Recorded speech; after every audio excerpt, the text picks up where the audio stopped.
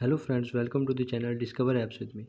In this video, I'm going to show you that how can you fix your messenger story not working or you are not be able to see your friends stories on the messenger. For this, you have to open your messenger app and click on your profile icon at the top left corner. Scroll down on the third section, you can see the very first option, privacy and safety. You have to click on it, and on the last you can see the option of story controls. You have to click on it. So in the first section you can manage your stories, that only friends can see your stories or all other can see your stories, or custom you can select some random people whom you want to see your story. But on the second section you have to click on the stories you have muted.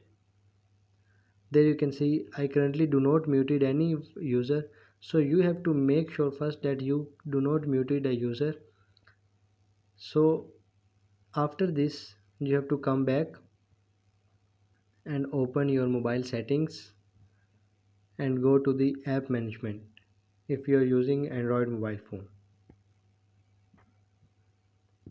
There you can see the app settings, click on it and open the messenger settings here.